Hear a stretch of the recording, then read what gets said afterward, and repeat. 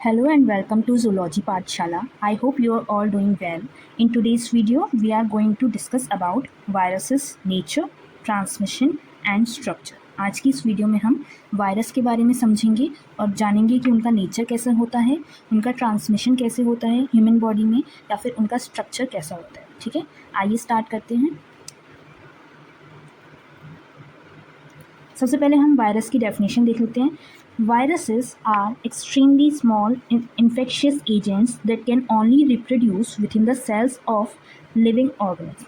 वो क्या कह रहे हैं कि वायरस ऐसे इन्फेक्शियस एजेंट्स हैं जो हमारे जो लिविंग ऑर्गन्स हैं उनके अंदर जब उनके बॉडी में एंटर कर जाएं तभी जो है रिप्रोड्यूस कर सकते हैं, रिप्रोडक्शन का प्रोसेस जो है कर सकते हैं। ये बहुत ही छोटे होते हैं और माइक्रोस्कोपिक उससे ही देखे जा सकते हैं, लेंसेज वगैरह से, नेक्ड आई से आपको विजिबल नहीं होंगे। ठीक है, अब आगे क्या कह रहे हैं, they are composed of genetic material either DNA और RNA surrounded by a protein coat called capsid. जो इनका जेनेटिक मटेरियल होता है वो कुछ भी हो सकता है, या तो DNA होगा या तो RNA होगा। ठीक है, और इनकी जो कवरिंग होती है, जो इनका बाहर का स्ट्रक्चर का जो कोटिंग होती है उसको हम क्या बोलते हैं, कैप्सिड। क्या बोलते हैं, कैप्सिड। ठीक है, some viruses also have an outer lipid envelope derived from the host cell. अब कुछ वायरसेस ऐसे भी होते हैं जिनके जो बाहर का जो ये कैप्सिड है इसके बाहर भी एक लिपिड एनवलप जो है जो डेवलप हो जाता है होस्ट सेल से, जो डिराइव होता है। ठीक है, अब अगर हम इसके नेचर की बात करें, वायरस का नेचर कैसा होता है, तो सबसे पहली बात ये ए सेलुलर होते हैं, मतलब कि जो सेल से ना बना हो वो ए सेलुलर है। ठीक है, ये सेल से नहीं बने होते। दूसरी बात, they lack cellular structure such as cytoplasm, cell membranes, organelles etcetera.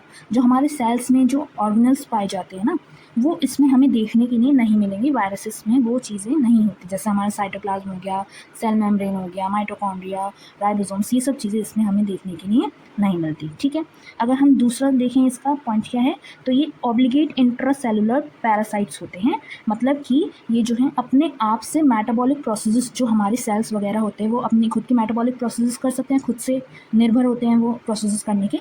Viruses ऐसे नहीं होते, वो अपने आप से मेटाबॉलिक प्रोसेसेस नहीं कर पाते। ठीक है ना, और वो हमारे जो होस्ट सेल होता है ना उस पर डिपेंडेंट होते हैं उनके रिप्रोडक्शन के लिए और उनके सर्वाइवल के लिए। अगर उनको कोई होस्ट सेल मिलेगा तभी वो जो है अपनी पॉपुलेशन को रिप्रोडक्शन का प्रोसेस करके जो है कि बढ़ा पाएंगे, या फिर उसके होस्ट के अंदर ही वो जो है सर्वाइव जो है कर पाएंगे। ठीक है, थर्ड पॉइंट अगर हम देखें तो इसमें हमारे जो लिविंग और नॉन लिविंग कैरेक्टरिस्टिक्स होते हैं वो उन्होंने बताए हैं। नॉन लिविंग जो होता है कि जो हमारे आउटसाइड द होस्ट होता है, ठीक है, वो इसका नॉन लिविंग फेज होता है, उसमें ये रिप्रोड्यूस नहीं कर पाता। ठीक है, और मेटाबॉलिक एक्टिविटीज़ इसमें भी नहीं होती वायरसेस में। और जो हमारे इन्वायरमेंट एक्टिविटीज़ जो होती हैं, मतलब इन्वायरमेंट से इसका जो इंटरेक्शन होता है ये वो भी उसके रिस्पॉन्स भी नहीं कर पाता है। ठीक है, अगर जब ये लिविंग हो जाता है, ये होस्ट के अंदर जब पहुंच जाता है तो ये अपना लिविंग कैरेक्टरिस्टिक्स में आ जाता है, जिससे ये अपना रिप्रोडक्शन का प्रोसेस कर पाएगा। ठीक है, इसमें जो है कि जो होस्ट सेल के फंक्शंस हैं उनके साथ में इंटरेक्शन होने लगेगा, रेप्लिकेट कर पा रहा है ये। ठीक है, तो इसके दो कैरेक्टरिस्टिक हो गए, एक तो नॉन लिविंग जो होस्ट के बॉडी के बाहर इसका जो लाइफ साइकिल चल रहा है, ठीक है, और एक होस्ट की बॉडी के अंदर जो इसकी लाइफ साइकिल चल रही है। अगर हम एग्जांपल्स देखें तो यहाँ पे मैंने कुछ एग्जांपल्स दे रखे हैं, ये आपको दिख रहे होंगे। ये बैक्टीरियोफेज का हमारा स्ट्रक्चर है। टोबैको मोज़ेक वायरस भी होता है जो हमारे प्लांट्स में, जैसे कि टोबैको प्लांट्स वगैरह होते हैं, उसमें डिसीज़ वगैरह कॉज करते हैं। ठीक है, अब आगे देखते हैं।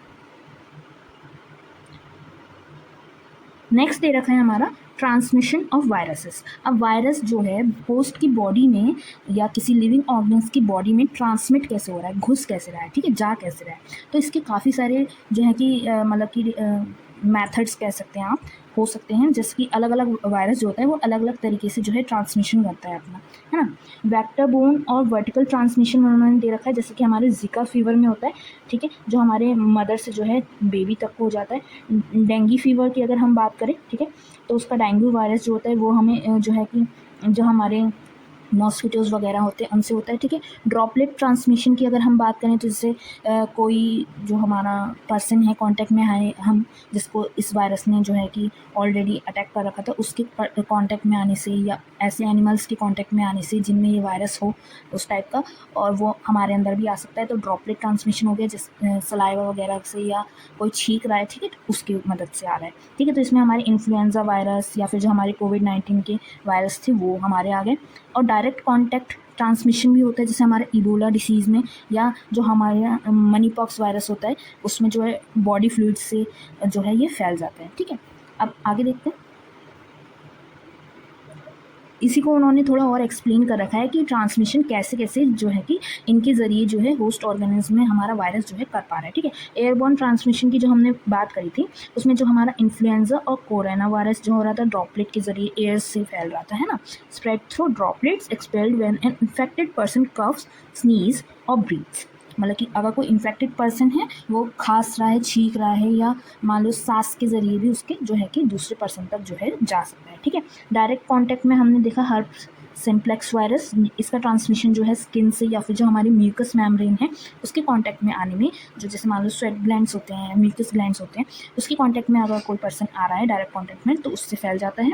कंटेमिनेटेड फूड और वाटर की अगर हम बात करें तो जैसे हमारा हेपेटाइटिस ए है, रोटा वायरस है, ये हमारे कंटेमिनेटेड फूड और वाटर की वजह से फैलते हैं। जैसे हमारा पुअर हाइजीन है या फिर सैनिटेशन फैसिलिटीज़ जो हैं वो इसको और ज़्यादा बढ़ाने में जो है मदद करती है, स्प्रेड में इसका जो है कॉज रहता है इसका, ठीक है। वेक्टर्स की अगर हम बात करें तो जो हमारा डेंगू वायरस था जो हमारे मॉस्किटो से हो रहा था, जीका वायरस था जो हमारी मदर से चाइल्ड में पहुंच रहा था, ठीक है। लाइम डिसीज़ थी जो टिक वाली डिसीज़ होती है ना, जो किल्ली जिसे बोलते हैं वो। और सेक्शुअल ट्रांसमिशन की अगर हम बात करें तो हमारा HIV सबको पता होगा, और एक और वायरस होता है HPV पेपिलोमा वायरस, ठीक है। ब्लड और ऑर्गन ट्रांसप्लांट की अगर हम बात करें तो HIV भी हमारा ब्लड ट्रांसफ्यूजन वगैरह से भी जो है ट्रांसमिशन वगैरह से भी फैलता है। हेपेटाइटिस B एंड C हमारे ब्लड या फिर ऑर्गन ट्रांसप्लांट के ज़रिए भी फैलता है।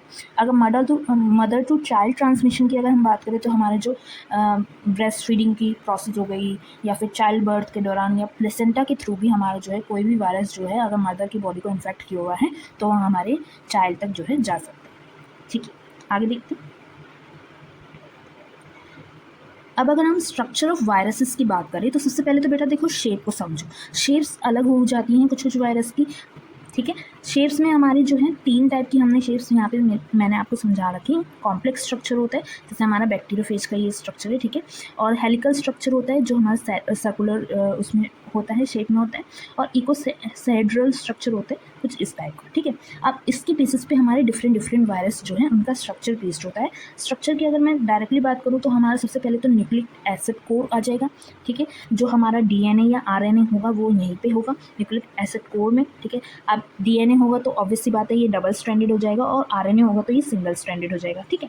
अब इसमें जो हमारी वायरस की जेनेटिक इन्फॉर्मेशन है जो उसको रेप्लिकेशन में मदद करने वाली है वो यहाँ पे स्टोर रहेगी, ठीक है, वो इसको कैरी करने का मदद करेगा। दूसरा आ जाता है हमारा प्रोटीन कोड जो हमने ऊपर भी बात करी थी जिसे हम कैप्सिड बोलते हैं, ठीक है। इसमें हमारा जो न्यूक्लिक एसिड है वो इसको मतलब कि बचाने का काम कर रहा है। ये कोड जो है कैप्सिड जो है ये न्यूक्लिक एसिड जो है हमारा उसको बचाने का काम कर रहा है, ठीक है। अब ये कैसे बना होगा, ये रिपीटिंग प्रोटीन सब यूनिट से बना होगा जिसे हम कैप्सोमेयर्स बोलते हैं, ठीक है। मतलब कि प्रोटीन से बना है ये, और इसे हम क्या बोल रहे हैं, कैप्सोमेयर, ठीक है। नेक्स्ट क्या है इसमें, अब इसकी इन्होंने बोल रखा है कि ये जो कैप्सिड है ना, ये जो प्रोटीन कोड है इसकी ये तीनों शेप्स उन्होंने ये बता रखी हैं जिन शेप्स के बारे में मैंने अभी आपसे बात करी, ठीक है। अब एनवलप की अगर हम बात करें जो हमें कुछ वायरसेस में देखने के लिए मिलता है, जो हमने लिपिड एनवलप अभी आपको ऊपर बताया था, ठीक है, वो हमारे होस्ट सेल की जो मेम्ब्रेन होती है ना उससे जो है कि डिराइव होता है। इसमें हमारे लिपिड्स और प्रोटीन्स होते हैं, ठीक है, लिपिड्स और प्रोटीन से बना होगा। ये क्या करता है, ये हमें जो ये एनवलप है ये हमें होस्ट सेल से अटैच होने में, उनको एंटर करने में जो है कि मदद करता है, ठीक है। उनसे अटैच होने में और उन पे जो है कि एंटर हो जाने में उनके अंदर जो है मदद करेगा न्यूक्लिक एसिड वहाँ तक पहुँचाने में, ठीक है। ये हमारा पूरा एक स्ट्रक्चर मैंने आपको यहाँ पे डायग्राम के बेसिस पे दिखा रखा है, आप देख सकते हैं। ये जो है हमारी प्रोटीन एनवलप है, लिपिड और प्रोटीन से बना हुआ, ठीक है। और ये हमारा वायरल जीनोम है जहाँ पे हमारा जेनेटिक मटीरियल जो है कैरी करेगा ये, और ये जो इसकी कवरिंग है ये हमारी न्यूक्लियोकैप्सिड या फिर प्रोटीन कोड हम बोल सकते हैं, ठीक है। तो ये पूरा स्ट्रक्चर भी आप इसको देख सकते हैं आराम से। नेक्स्ट देखते हैं। अब मैं टाइप्स ऑफ वायरसेस आपको समझा देती हूँ। टोबैको मोज़ेक वायरस सबसे पहले हम देखेंगे, टीएमवी जिसे हम बोलते हैं। ये सबसे ज़्यादा पढ़ा जाने वाला वायरस है जो हमारे प्लांट में जो है कि डिसीज़ कॉज करने का वर्क करता है, ठीक है। ये एक टाइप का प्लांट वायरस है टीएमवी, ठीक है। अगर हम देखें तो सबसे ज़्यादा इसमें जो अफेक्ट होने वाले हमारे प्लांट्स हैं वो हमारा टोबैको प्लांट और जो सोलेनेशियस प्लांट्स होते हैं, सोलेनेशियस फैमिली के जो प्लांट्स होते हैं वो सबसे ज़्यादा इस वायरस से जो है अटैक रहते हैं या फिर मान लो इन्फेक्टेड रहते हैं, है ना। ये इसका स्ट्रक्चर है कुछ इस टाइप का। अगर इसके स्ट्रक्चर की मैं बात करूँ तो इसमें हमारा जो जेनेटिक मटेरियल होगा वो हमारा सिंगल स्ट्रैंडेड आरएनए होगा, जिसे हम SS आरएनए भी बोलते हैं, ठीक है। अगर इसके कैप्सिड की बात करूँ, प्रोटीन कोड की बात करूँ, तो ये हमारे प्रोटीन सब यूनिट से बना होगा जो आइडेंटिकल टाइप के होंगे, सारे सिमिलर प्रोटीन्स होंगे मतलब कि, ठीक है। इनका जो अरेंजमेंट होगा वो हेलिकल अरेंजमेंट होगा और एक रॉड लाइक स्ट्रक्चर जो है ये बना लेंगे, यहाँ पे आपको ये दिख रहा होगा, ठीक है। शेप और साइज़ की अगर मैं बात करूँ तो रॉड लाइक स्ट्रक्चर बनाने मतलब रॉड शेप्ड है, ठीक है। और अप्रॉक्सीमेटली ये 300 नैनोमीटर लॉन्ग होता है और 18 नैनोमीटर जो है इसका डायामीटर जो है वो रहता है, ठीक है। इस टाइप का इसका कुछ स्ट्रक्चर होता है। ये हमारा जो है जेनेटिक मटेरियल कह लो जो हमारे कैप्सिड के अंदर है, और ये हमारी जो प्रोटीन कोड है वो है, ठीक है, कैप्सोमर्स जिसे हम बोलते हैं। नेक्स्ट देखते हैं इसका अब रेप्लिकेशन साइकिल क्या होता है। अगर हम इसके रेप्लिकेशन साइकिल की बात करें, सबसे पहले इसकी एंट्री होती है, टीएमवी वायरस जो होता है वो हमारे प्लांट सेल में जो है एंटर करता है। कैसे? जो उसके वॉर्म्स हैं या फिर एब्रेशंस हैं उनसे ये जो है कि उस प्लांट में जो है एंटर कर जाएगा। फिर क्या होगी, इसकी अनकोटिंग होगी। अनकोटिंग में क्या होता है, जो इसका प्रोटीन कोट है, जहाँ जो हमारे न्यूक्लिक जो जेनेटिक मटीरियल है उसको कवर करके रखा है वो खुलने लगता है, ठीक है, जिससे कि जो हमारा जेनेटिक मटीरियल जो है वो बाहर आ सके, ठीक है। अब वो बाहर आ गया तो उसके बाद क्या होगा, रेप्लिकेशन का प्रोसेस होगा। अब ये जो होस्ट के एंजाइम्स हैं ये आरएनए के करेगा, इसका जेनेटिक मटेरियल आरएनए था, ये होस्ट के एंजाइम से मदद लेकर के रेप्लिकेशन का प्रोसेस जो है करेगा अपना। अब ये रेप्लिकेट हो गया, उसके बाद क्या होगा, प्रोटीन सिंथेसिस होगा। अब इस आरएनए ने क्या करा, प्रोटीन सिंथेसिस की प्रोसेस करी और वायरस प्रोटीन्स जो हैं इसने सिंथेसाइज करना स्टार्ट कर दिया। अब फिर उसके बाद में इनकी असेंबली होगी। असेंबली में जो हमारे जो नए वायरस सेल्स बने हैं, न्यू वायरॉन्स बने हैं, वो उस सेल में जो है असेंबल होती जाएंगी और धीरे धीरे करके फिर इसका स्प्रेड होगा। जैसे कि जो हमारे आजू बाजू वाले सेल होंगे ना, उस सेल के आसपास वाले जो सेल्स होंगे वो धीरे धीरे ये जो न्यू सेल्स बने हैं हमारे वायरस सेल्स, ये हमारे उन सेल्स में जो है पहुंचते जाएंगे, ठीक है, जिसे हम प्लाज्मोडेस्माटा बोलते हैं। वहाँ से ये जो है कि दूसरे सेल्स में जो है एंटर कर जाएंगे, ठीक है। अब इसका अफेक्ट क्या होता है प्लांट्स पे, ये हमारे एक मोज़ेक पैटर्न को कॉज करता है जो हमारे लीव्स में हो जाता है, ठीक है। लाइट एंड डार्क कलर के ग्रीन पैचेस जो हैं हमें उसमें विजिबल होते हैं मोज़ेक पैटर्न में, और उसकी ग्रोथ को ये रोकने का काम कर देता है उस प्लांट की। उसमें फोटोसिंथेसिस जो है कम हो जाएगा, कम मात्रा में होगा, वो अपना खाना नहीं बना पाएगा, और जो क्रॉप की ईल्ड होगी या क्वालिटी होगी वो भी डिक्रीज होने लगती है इसके इन्फेक्शन के बाद में, ठीक है। नेक्स्ट देखते हैं। नेक्स्ट टाइप का अगर हम वायरस देखें तो वो है हमारा बैक्टीरियोफेज, जो कि एक फेज वायरस होता है, ठीक है। ये वायरस जो है हमारे स्पेसिफिकली अगर हम देखें तो हमारे जो बैक्टीरियल सेल्स होते हैं ना बेटा, उसको ही इन्फेक्ट करेगा, तभी इसका नाम जो रखा गया है वो बैक्टीरियोफेज वायरस रखा गया है। और ये बैक्टीरियल सेल्स को ही यूज़ करके अपनी रेप्लिकेशन की जो प्रोसेस होती है उसको करता है। अगर मैं इसकी स्ट्रक्चर की बात करूँ तो कुछ इसका इस टाइप का स्ट्रक्चर होता है। इसमें एक हेड होता है जो हमारा कैप्सिड कहलाता है, ठीक है। इसके अंदर ही हमारा जो न्यूक्लिक एसिड होगा वो प्रेजेंट रहेगा, जो हमारा डीएनए होता है इसके केस में हम देखें तो। और कुछ केसेस में, बहुत रेयर केसेस में जो है कि हमारा आरएनए भी रहता है, ठीक है। अगर मैं इसकी टेल की बात करूं तो एक हॉलो ट्यूब होता है, ठीक है, जिसमें हमारा जो डीएनए होता है वो होस्ट सेल से मतलब कि जाने तक में यहाँ कैप्सिड से निकल करके इस ट्यूब के ज़रिए जो है इन्फेक्ट होगा हमारा, इंजेक्ट होगा हमारा जो बैक्टीरियल होस्ट होगा उसमें, ठीक है। टेल फाइबर्स की अगर मैं बात करूँ तो उसमें जो हमारा वायरस जब होस्ट सेल से जाकर के अटैच होता है ना, तो वो इन्हीं की वजह से होता है, टेल फाइबर्स जो होते हैं, ठीक है। अगर मैं इसके बेस प्लेट की बात करूँ, जो ये प्लेट हमें दिख रही है यहाँ पे, ये हमारे वायरस को एंकर करने में मदद करती है कि वो उस पर जब जा करके अटैच हो तो सीधा मतलब कि खड़ा रहे, ठीक है। वहाँ पे जो है कि अपना प्रॉपरली जो है कि होस्ट सेल पे जा करके जो है खड़ा रह पाए, अटैच रह पाए, ठीक है। नेक्स्ट अगर मैं इसकी रेप्लिकेशन साइकिल की बात करूँ तो सबसे पहले क्या होता है कि अटैचमेंट होगा। सबसे पहले वायरस क्या करेगा, बैक्टीरियल सेल पे जाकर के अटैच होगा, है ना। तो ये किससे हो रहा है, हमारा जो हमारे टेल फाइबर्स हैं उनकी मदद से हो रहा है। अब ये ऐसे वायरसेस को रिकॉग्नाइज करेगा जो हमारे फेज बैक्टीरियल सेल्स होते हैं, उनको ये रिकॉग्नाइज करेगा और उनके सरफेस पे जाकर के ये जो है कि बाइंड हो जाएगा उनके रिसेप्टर से, ठीक है।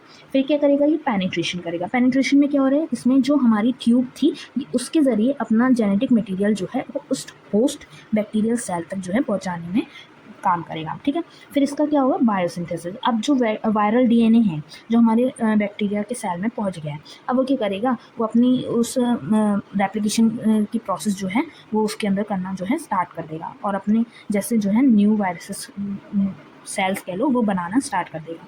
अब उनका मैच्योरेशन होगा, जब वो वायरस जो है बने हैं वो असेंबल हो जाएंगे और अपना उसमें जो है मेच्योरेशन प्रोसेस जो है स्टार्ट होने लगेगा। जब वो एक टाइम के बाद मेच्योर हो जाएंगे तो उनका रिलीज़ होता है, ठीक है। अब रिलीज़ क्या होगा, उसमें जो है जो बैक्टीरियल सेल होता है ना बेटा, उसमें लाइसिस हो जाता है। लाइसिस का मतलब है कि वो ही जो है फट जाता है या वो ही जो है बिल्कुल ओपन हो जाता है, जिससे कि वो वायरस सेल्स जो होते हैं वो उसके अंदर से बाहर के जो बैक्टीरियल सेल्स हैं उसमें जो है पहुँच पाए, ठीक है। ये आपको इसमें डायग्राम में भी मैंने दिखा रखा है। अब ये जो रेप्लिकेशन प्रोसेस होती है इसकी ना दो साइकिल्स होती हैं, एक तो होती है लाइटिक साइकिल और एक होती है लाइसोजेनिक साइकिल। ये दोनों साइकिल्स क्या होती हैं मैं आपको अभी डिस्क्राइब करती हूँ। लाइटिक साइकिल जो होती है वो होती है डिस्ट्रॉय एंड मल्टीप्लाई, ठीक है, कि होस्ट सेल को डिस्ट्रॉय कर दो और मतलब कि मल्टीप्लाई करके मतलब अपना जो है कि नंबर जो है बढ़ा लो, रेप्लिकेशन जो है ज़्यादा मात्रा में करो, है ना। The lytic cycle is characterized by active viral replication which leads to the lysis bursting of the bacterial cell. अब बैक्टीरियल सेल जो है फट गया तो वो तो ख़राब ही हो गया है ना, वो तो उसका तो एक तरह से वो डेड हो गया है ना। तो इसमें क्या होता है स्टेप्स, इसमें हमारा जो अटैचमेंट हुआ पहले, जैसे मैंने बताया कि वो टेल जो फाइबर्स होंगे उससे अटैच होगा, फिर वो पेनिट्रेशन की प्रोसेस करेगा कि वो डीएनए जो है इंजेक्ट कर रहा है, फिर वो रेप्लिकेशन की प्रोसेस करेगा, उसने रेप्लिकेशन की प्रोसेस करी, फिर उसमें मेच्योरेशन हुआ और जो हमारा बैक्टीरियल सेल था वो फट गया और जो हमारे वायरस एंजाइम थे, वायरल एंजाइम थे, वो जो है कि जो हमारे न्यू वायरस सेल्स बने थे वो हैं रिलीज़ हो गए, ठीक है। अब वो क्या करेंगे, वो नए जो बैक्टीरियाज होंगे, फेज बैक्टीरियाज, उनको जो है इन्फेक्ट करेंगे। इसमें जो हमारा होस्ट होता है वो डिस्ट्रॉय हो जाता है इस साइकिल के दौरान और जो हमारे वायरस का नंबर होता है वो इंक्रीज़ हो जाता है, ठीक है। दूसरी टाइप की जो साइकिल होती है वो हमारी होती है लाइसोजेनिक साइकिल। इसमें होता है कि वो हाइट एंड वेट वाला सीन रहता है इसमें, कि वो देखता है कि जो बैक्टीरिया है उसमें वो कितने टाइम तक सर्वाइव कर सकता है, ये कब उसको दूसरे सेल्स का जो है कांटेक्ट मिले और वो उसमें जो है कि इन्फेक्शन जो है कर पाए, ठीक है। अब लाइसोजेनिक साइकिल में क्या होता है, in the lysogenic cycle the phage DNA integrates into the bacterial chromosome and remains dormant without destroying the host. अब ये ऐसे ही रेप्लिकेशन प्रोसेस वगैरह करके इंटीग्रेट होकर के बैक्टीरियल क्रोमोसोम में अपने आप को और जो है कि उसके अंदर ही रहेगा, ठीक है, उसको डिस्ट्रॉय नहीं करेगा। अब इसमें क्या क्या होगा, जो हमारा अटैचमेंट और पेनिट्रेशन का प्रोसेस होगा वो हमारे लेटेक्स साइकिल की तरह ही होगा, कि उसने जो है कि अटैचमेंट करा, फिर वहाँ पे जाकर के अपना डीएनए जो है उसमें इंजेक्ट कर दिया और फिर वहाँ पे जो है कि उसका डीएनए जो है, अब डीएनए जब उसमें अंदर पहुंच गया तो वो सीधा रेप्लिकेशन प्रोसेस करने के बाद में वो रेप्लिकेशन ना करके जो बैक्टीरिया का डीएनए है उसके साथ में अपने डीएनए को मिला लेता है, ठीक है, इंटीग्रेट कर लेता है और उससे जो नया हमारा जो ये मटेरियल बनता है, जेनेटिक मटेरियल बनता है, वो एक प्रोफेज कहलाता है, ठीक है। क्या कहलाएगा वो, प्रोफेज। अब जब वो जो बैक्टीरिया का जीनोम है उसके साथ में उसने जब अपना डीएनए इंटीग्रेट कर लिया, अब प्रोफेज बन गया, तब वो उसमें जाकर के रेप्लिकेशन की प्रोसेस करेगा, ठीक है। अब ये जो प्रोफेज डीएनए है ये रेप्लिकेट हुआ होस्ट सेल के साथ में, ठीक है, होस्ट सेल अपनी रेप्लिकेशन प्रोसेस कर रहा है, उसके साथ में ये भी जो है रेप्लिकेशन प्रोसेस हो गया, ठीक है। और जब वो बैक्टीरियल सेल डिवीजन वगैरह करेगा, ठीक है, तो उसके साथ में ये उस बैक्टीरियल सेल के जो डॉटर सेल्स बनते जाएंगे ना बेटा, उसमें ये जो है डिवाइड होता हुआ डिवीजन के साथ में आगे जो है बढ़ता जाएगा। इसमें सेल को डिस्ट्रॉय ना करके बल्कि उसके साथ ही रेप्लिकेशन प्रोसेस करके जो बैक्टीरियल के नए सेल्स बन रहे हैं, ठीक है, सेल डिवीजन के साथ में ये उसमें आगे अपनी प्रोजेनी को एक तरह से बढ़ाता चला गया, ठीक है। अब क्या होगा, इंडक्शन एक स्टेज आती है जब अंडर स्ट्रेस, मतलब कि हमारी जो यूवी लाइट होती है या केमिकल्स होते हैं उसके कांटेक्ट में जब ये आ रहा है तो जो प्रोफेज होगा वो अपने आप को ये जो बैक्टीरियल जीनोम है बेटा इसमें से निकाल लेगा, ठीक है, और जो लाइटिक साइकिल है ना उसमें एंटर कर जाएगा, मतलब कि वो उस सेल को तोड़ करके और डिस्ट्रॉय करके और अपने जो न्यू सेल्स है ना उनको लेकर के बाहर निकल जाएगा और फेजेस को जो बैक्टीरियल सेल्स होंगे उनको इन्फेक्ट करने के लिए जब स्ट्रेस की कंडीशन आएगी तब लेकिन तब तक जब तक स्ट्रेस की कंडीशन नहीं आती, कोई यूवी रेडिएशन नहीं आ रही, केमिकल्स के कांटेक्ट में नहीं आ रहे, तब तक ये उसी होस्ट के अंदर रह करके उसके सेल डिवीजन के साथ में अपनी जो है प्रोजेनी जो है बढ़ाते रहते हैं। सारे जो बैक्टीरियल सेल्स नए बन रहे हैं हमारे उनको जो है इन्फेक्ट करते हुए ही चलते हैं, ठीक है। अब अगर मैं इनमें कंपैरिजन देखूँ तो जो होस्ट सेल की फेट होती है, मान लो कि उसका कैसा जीवन रहने वाला है, तो लाइटिक साइकिल में तो वो डिस्ट्रॉय हो जाता है, और लाइसोजेनिक साइकिल में जो है होस्ट हमारा सर्वाइव कर जाता है, लेकिन कुछ टाइम के लिए जो है वो अनइफेक्टेड रहता है। जैसे ही वो किसी स्ट्रेस के उसमें आएगा कि यूवी लाइट के उसमें आ गया, कांटेक्ट में आ गया, केमिकल्स के कांटेक्ट में आ गया, तो उसकी फेट भी जो है डिस्ट्रॉय ही हो जाएगी, है ना, वो भी लेटिक साइकिल में ही चला जाएगा। स्पीड की अगर मैं बात करूँ तो लाइटिक साइकिल में जो है रैपिड रेप्लिकेशन होता है, सीधे उसने इंटीग्रेट कर जो है पेनिट्रेट करा बैक्टीरियल सेल को, और रेप्लिकेशन का प्रोसेस जो है स्टार्ट हो गया। लाइसोजेनिक साइकिल में ये प्रोसेस जो होगा, स्पीड जो होगी वो थोड़ा स्लो हो जाएगा। क्यों? क्योंकि उसको पहले अपना जो जेनेटिक मटेरियल है वो उस बैक्टीरियल सेल की जेनेटिक मटेरियल से मिलाना है, उसके बाद में वो रेप्लिकेशन का प्रोसेस करेगा, ठीक है। वायरल डीएनए की अगर मैं बात करूँ तो लाइटिक साइकिल में जो है फ्री हो जाता है वो और रेप्लिकेट करता है, ठीक है। लेकिन लाइसोजेनिक साइकिल में जो है सबसे पहले वो इंटीग्रेट होगा और प्रोफेज बनाएगा, तब जा कर के वो अपना काम जो है स्टार्ट करेगा रेप्लिकेशन वगैरह का। अगर लाइटिक साइकिल का मैं ट्रिगर देखूँ तो वो ऑलवेज एक्टिव रहता है कि जैसे ही मेरा जो है नंबर इंक्रीज़ हुआ, मैं जो है इसे डिस्ट्रॉय करके सेल को और जो है कि बाहर निकल जाऊँ। लेकिन लाइसोजेनिक साइकिल में क्या होता है, जब तक वो ऐसे किसी सिचुएशन में नहीं आ जाता कि वो उसे सहन नहीं कर सकता, उसको रेसिस्ट नहीं कर सकता, कोई ऐसे स्ट्रेस में, ऐसे इन्वायरमेंट में नहीं पहुंच जाए जब तक होस्ट है, तब तक वो उस होस्ट के अंदर रहेगा, उसका फ़ायदा उठाएगा और उसके बाद में जो है कि उसको डिस्ट्रॉय करेगा, है ना। यूज़फुलनेस देखूँ अगर तो लाइटिक साइकिल में क्विक स्प्रेड होता है, वायरस बहुत जल्दी से स्प्रेड होगा, और लाइसोजेनिक साइकिल में जो है लॉन्ग टर्म जो है इसका सर्वाइवल रहता है, ठीक है। अगर मैं इनके दोनों के बायोलॉजिकल सिग्निफिकेंस की बात करूँ तो लाइटिक साइकिल्स जो है हमारे बैक्टीरियल पॉपुलेशन को कंट्रोल करने में मदद करती है, और फेज थेरेपी में जो हार्मफुल बैक्टीरिया होते हैं उनको किल करने में भी यूज़ होती है, ठीक है। लेकिन लाइसोजेनिक साइकिल की अगर मैं बात करूँ तो इसमें जो वायरसेस होते हैं ना, वो काफ़ी लंबे टाइम तक जो है कि छुप करके उस बैक्टीरिया में रह रहे हैं, और उसके जो जेनेटिक मटेरियल है उसमें, क्योंकि अपना जेनेटिक मटेरियल जो है ये इंटीग्रेट कर देते हैं, तो जेनेटिक डाइवर्सिटी को ये कंट्रीब्यूट कर देते हैं, ठीक है। बैक्टीरिया की जो जेनेटिक मटेरियल है उसमें कुछ ना कुछ चेंजेस करने में, ट्रांसडक्शन करने में ये मदद कर देते हैं, ठीक है। नेक्स्ट है हमारे वायरॉइड्स। वायरस की अगर मैं डेफिनेशन देखूँ या बात करूँ तो वायरस जो है सबसे सिंपलेस्ट इन्फेक्शियस एजेंट्स होते हैं हमारे वायरसेस में, ठीक है। अगर ये देखें कि ये किस चीज़ के बने होते हैं, तो ये हमारे small circular single stranded RNA के बने होते हैं, जिसमें प्रोटीन कोड भी प्रेजेंट नहीं होता, ठीक है। प्रोटीन कोड वायरॉइड्स में प्रेजेंट नहीं होता। स्ट्रक्चर की अगर मैं बात करूँ तो इसमें हमारा सर्कुलर आरएनए होता है, और प्रोटीन कोड की अभी हमने बात करी कि इसमें कैप्सिड प्रेजेंट नहीं होता, जिसे हम कैप्सिड बोलते हैं। और अगर हम प्रोटीन एनवलप की बात करें तो इसमें प्रोटीन एनवलप भी नहीं होगा। ये हमारे जो है एंटायरली डिपेंडेंट होंगे हमारे जो होस्ट है उसके ऊपर रेप्लिकेशन के लिए, क्योंकि इसमें ना तो प्रोटीन कोड है, ना ही जो हमारा प्रोटीन एनवलप है वो है, ठीक है। अगर हम देखें तो ये स्टेबल होते हैं, हमारा जो डिग्रेडेशन प्रोसेस है उसके लिए उसको रेसिस्ट कर पाते हैं, उसको झेल पाते हैं काफ़ी हद तक। कुछ इस टाइप का हमें स्ट्रक्चर इसका देखने के लिए मिल जाते हैं। अगर मैं इसके रेप्लिकेशन मैकेनिज्म की बात करूँ तो ये क्या करता है, जो हमारा प्लांट है, होस्ट प्लांट है, ठीक है, सीधे उसके सेल्स को जाकर के हाईजेक कर लेंगे, उसके आरएनए पॉलीमरेज को जाकर के ये हाईजेक कर लेंगे, ठीक है। और फिर ये जो है कि उसके न्यूक्लियस में पहुँच के अपना जो रेप्लिकेशन प्रोसेस है उसको जो है स्टार्ट करेंगे। और फिर जब इसका रेप्लिकेशन प्रोसेस कंप्लीट हो जाएगा तो आसपास के जो सेल्स हैं तो वो वहाँ पे जो है कि ये प्लाज्मोडेस्माटा के मदद से जो है कि आसपास के सेल्स में जो है स्प्रेड हो जाएंगे। सिंपल इनका ये रेप्लिकेशन मैकेनिज्म जो है रहता है, ठीक है। अगर मैं इनका इफेक्ट देखूँ कि क्या क्या इफेक्ट जो है इनका प्लांट्स में किस टाइप की डिसीज़ेज़ वगैरह रहते हैं, क्या इफेक्ट रहता है, तो ये 2 टाइप की हमें डिसीज़ेज़ उन्होंने बता रखी हैं। पोटैटो स्पिंडल ट्यूबर विरॉइड जो हमारे ट्यूबर डिफॉर्मेशन की मतलब उसमें कॉज करता है, और दूसरा है हमारा सिट्रस एक्सोकॉर्टिस विरॉइड जो हमारे प्लांट की ग्रोथ को रोक देता है और प्लांट को वीक कर देता है, मतलब कि कमज़ोर बना देता है, ठीक है। ये हमें यहाँ पे दिखा भी रखा है। ये हमारे जो पोटैटो में होने वाला ट्यूबर डिफॉर्मेशन है, और ये हमारा जो सिट्रस एक्सोकॉर्टिस विरॉइड की वजह से होने वाली जो डिसीज़ है, ठीक है। नेक्स्ट देखते हैं, अगर मैं इनके वायरॉइड्स के इम्पॉर्टेंस की बात करूँ तो ये हमारे आरएनए बायोलॉजी जो है उसको अंडरस्टैंड करने में, उसको स्टडी करने में जो है कि मदद करते हैं, ठीक है। और ये जो हमारे एग्रीकल्चरल डिसीज़ मैनेजमेंट है उसको इम्प्रूव करने में भी मदद करते हैं, ठीक है। नेक्स्ट टाइप के अगर हम वायरसेस देखें तो वो आ जाते हैं हमारे प्रियॉन्स। प्रियॉन्स की अगर मैं बात करूँ तो प्रियॉन्स ऐसे इन्फेक्शियस प्रोटीन्स हैं जो हमारी फैटल डिसीज़ कॉज करते हैं हमारे एनिमल्स में या फिर हमारे ह्यूमंस में, अगर वो नॉर्मल प्रोटीन्स में जो है कि मिल जाए तो, ठीक है। अब इसका स्ट्रक्चर जो होता है ना बेटा, ये सिर्फ प्रोटीन्स के बने होते हैं और ऐसे टाइप का हमें स्ट्रक्चर इसका देखने के लिए मिलता है।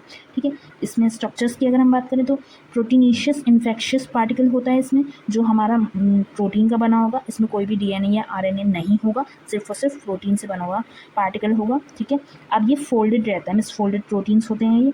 ठीक है, जिससे कि इससे स्टेबिलिटी मिले और ये हमारा जो डिग्रेडेशन है, मतलब कि जो डिग्रेड होने का जो प्रोसेस है उसको रेसिस्ट कर पाए। ठीक है, ये जो हमारे नॉर्मल प्रायन प्रोटीन्स होते हैं उनको एबनॉर्मल फॉर्म में जो है कि कन्वर्ट करने का काम करते हैं। अब इससे अगर मैं डिसीजेज़ देखूं कि कौन कौन सी डिसीजेज़ हमें देखने के लिए मिलती हैं, तो मैड काउ डिसीज़ BSE, जिसमें हमारे जो कैटल्स हैं वो अफेक्टेड रहती हैं।